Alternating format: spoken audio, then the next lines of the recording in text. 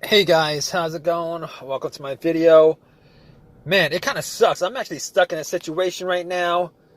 My van is not starting at all. This van is not starting at all. Um, haven't really had any kind of issues with this van lately. It's been, it's worked fine. Did change up the alternator, I don't know, 6-7 months ago. Outside of that, haven't had any issues with it. But just today, I was driving around taking some supplies from one place to another. Parked. Went to have lunch at a Wendy's. Came out and it's not starting at all. All the lights on the dash light up like normal. You hear all the normal sounds. But there's nothing. I must have tried this 15, 20 times, try to start it, and all I hear is a faint click every time I try to start it. So I'm thinking to myself, all right, so it's probably the battery, right? I went to Wendy's for 30 minutes. Maybe my battery's weak. I mean, I haven't changed the battery in about 2 years. I mean, these batteries should last like 3 or 4 years. So I was thinking to myself, all right, let me just turn on my headlights just to see whether it's bright or not, how bright it is. I mean, it's an afternoon. I turn on my headlights. I went out to check it out, and it's bright. It's very, very, very bright. So I'm thinking battery is pretty strong. The battery is strong, all right? I mean, if you want me that bright, it's strong. Everything else in the van works fine. The radio works fine. The blower motor works fine. All the lights on the dash light up. Everything works as normal, but it just won't crank. I don't even hear a slow crank at all. So I asked for a jump. But before I did that, I opened up the hood, looked at the battery compartment, thinking maybe, something's off on it. Now, the battery was a bit corroded. I haven't cleaned it in a while. There was some greenish, whitish stuff on there. I took some Coke. I poured it onto the terminals that fizzed it up. And I had a wire brush, clean it up. Now the terminals weren't very, very, very tight on the battery terminals, like the cables. So I took them off, cleaned them, poured some more Coke on it, took some paper towels, cleaned it up. I'm thinking, okay, it's probably because it's weak. There's a weak current because it's not, it's not conducting electricity well. So I took, but before I finished putting it back on, I was looking at the negative wire to see whether it was loose, whether there was a ground cable that was loose. I looked around. The ground cable was good. It was tight. It was good. It wasn't broken. Wasn't frayed. Nothing like that. So I was like, okay, that's good. I actually tried to look around to see whether there's any other grounds, and I didn't see any other grounds. So I put everything back together, came back in, tried to turn it on, and I was hoping maybe to hear maybe like a weak crank or something like that, just to tell me it's not something wrong with the car, maybe something wrong with the battery or something like that. I was crossing my fingers, and I tried to turn it on, and nothing. I got nothing. I got nothing. All right, same situation. So I asked a couple people with like there was a couple pickup trucks. Asked this guy for a jump, put the cables on. He was good enough to help me out. Put the cables on, turned it, nothing. So I waited maybe like a minute or two, try to crank it, nothing. Same situation. So at least at that point, I knew it wasn't the battery that was the problem. All right. So basically, at that point, I knew it wasn't the battery. I crossed that off the list. because even if the battery was completely dead and it wasn't getting enough power from the other vehicle, it would have at least done a slow crank. It didn't do a slow crank at all. So I was thinking, okay, cross that off the list. I could cross the alternator off the list too, because if it was the alternator that was bad and my battery died out, putting those cables on there would have turned the car off. Once you took the cables off, the van would have just died out. I mean, that's what happens with vehicles, all right?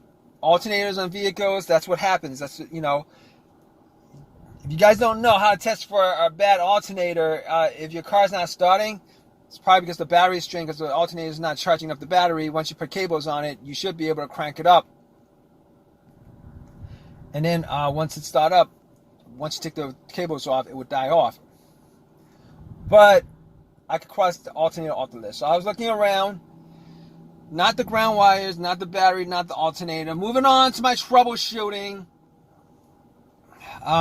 What's next? Fuses, relays. Now, as far as the relay is concerned, I know it's not the fuel pump.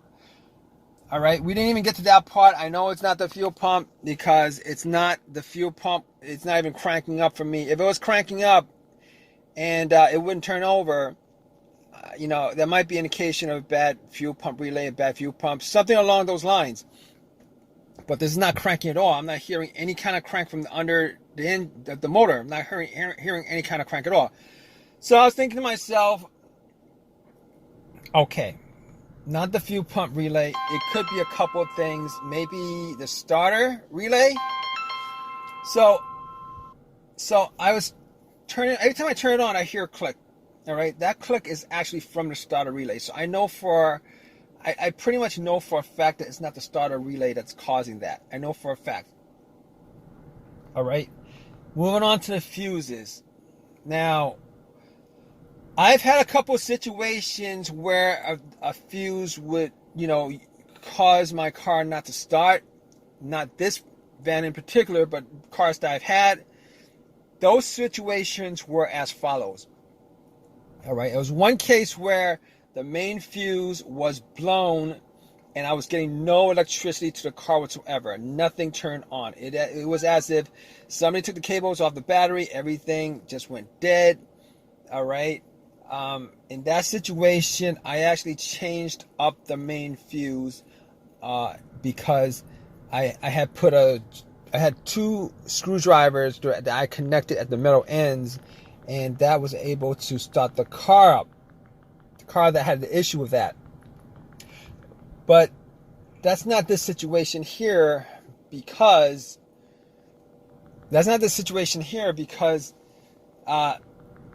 everything, all the electricity actually works in this van. Okay, I know it's not the main fuse. I don't even know if this van has the main fuse, but I know it's not that. The second fuse issue that I had was another car that I had where it cranked, but it would not turn over. That situation, it was a result of a blown fuse that was to either the car's computer or the fuel pump. All right, and I know that's not the situation because this car does not crank. All right, that situation it cranked, it just didn't turn over. So I could rule out the fuel pump for now. I'm pretty sure I should rule out the fuel pump, but it was either the fuel pump or the PCM, the car's computers, the fuse to the car's computer that blew.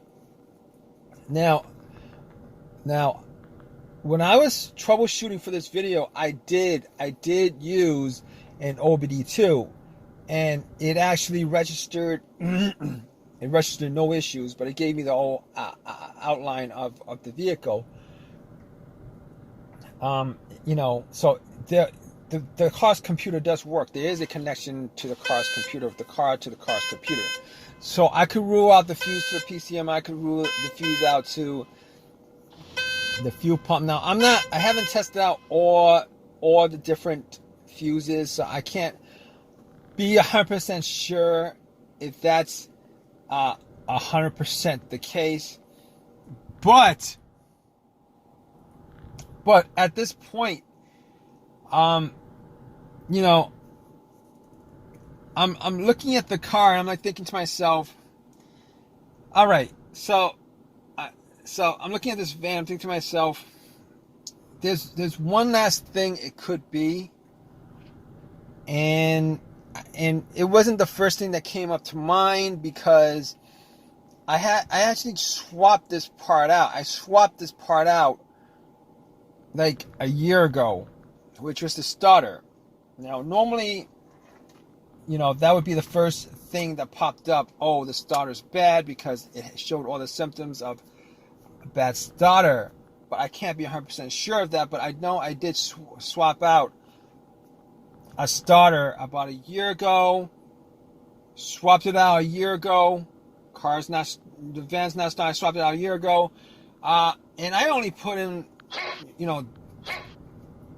maybe 12, 14,000 miles on the car, on the van. And the starter is supposed to last like over 100,000 miles, I'm pretty sure. But the only thing is, the starter that I got was a rebuilt starter. Now, I'm not saying that's the case. Right now, I'm not saying that's the case, because, there's nothing I could do at this point, except I called AAA about 45 minutes ago, and I'm waiting for them to get back to me so that they could tow my car, tow this van, so that I could work on it, try to figure out 100% what the issue is. Now, the starter I bought a year ago was a rebuilt starter. If you guys don't know anything about rebuilt starters, they do tend, there is a chance that they do tend to break down on you faster than a brand new starter, because when you give them the core of the starter, the old starter, or whatever, alternator, whatever, rebuilt, what they do is they swap out the parts that are broken, but they don't swap out the rest of the parts. So the rest of the parts, in whatever whatever used part that you're bringing in and giving it to them for the core fee that they give you back, that part's got whatever mileage that's on there, and they don't actually swap it out. They do a great job of just cleaning it out. It looks brand new, but 90% of it is used. Anyway, I'm still waiting for AAA. I'm gonna go back and get some ice cream, and when they call me, I'm gonna obviously we're gonna get this towed back, and we're gonna have this checked out. I wish it was like a simpler issue, but it's not, and I'm gonna keep you guys updated on this whole entire situation. Just stay tuned, guys. I'm going to tell you exactly what the issue is. Right now, I'm not 100% sure what the issue is, but we're going to get right down to it. All right, guys? All right, guys. So, man, it took AAA 2 hours to pick up, to send out somebody to tow this van. It sucks. And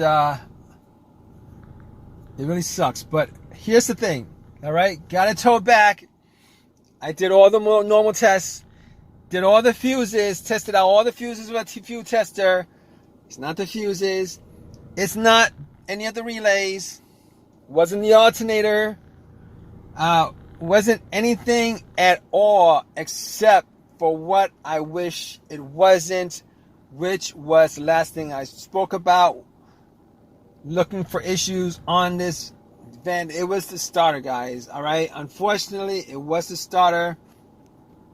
All right. I got to it. I actually bumped it a couple of times, trying to get it started. Nothing. All right. I ran a line from the positive, the battery, and try to hook it up manually to get it to start. Nothing happened. Didn't hear a single thing. So at that point, I was like, it's the starter. All right. Took the starter out, went back to AutoZone, and had them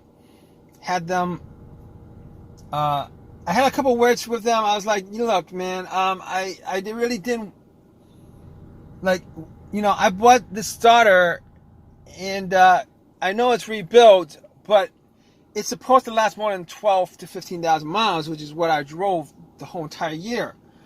And it's like, there's nothing they could do about it, but it's warranted. You know, you can either get a brand new starter for $300, where you gotta pay full price for it out of your own wallet, or you can get a free one that's rebuilt. Now, I wasn't gonna shell out $300 for a starter. So. Anyway, I got another rebuilt starter, hoping that I will not have this issue again. I popped it in, it cranks up every single time. So I'm absolutely good on that. It was a starter that was issue. All right. Everything's good on the car. So here's the thing. As far as troubleshooting is concerned, I just want to let you guys know. Everything that I've gone through as far as troubleshooting a car, I think it probably would take care of like 80-90% of the no start issues if you guys think about it. If you guys, you know, actually look into it. I hope this has helped you guys out as far as this situation is concerned. Please come give me a thumbs up if it has. Please, if you guys have any comments about this video, please leave a comment. Please subscribe. And please give me a thumbs up, guys, all right? Please give me a thumbs up, comment, subscribe, all right, guys? Take care.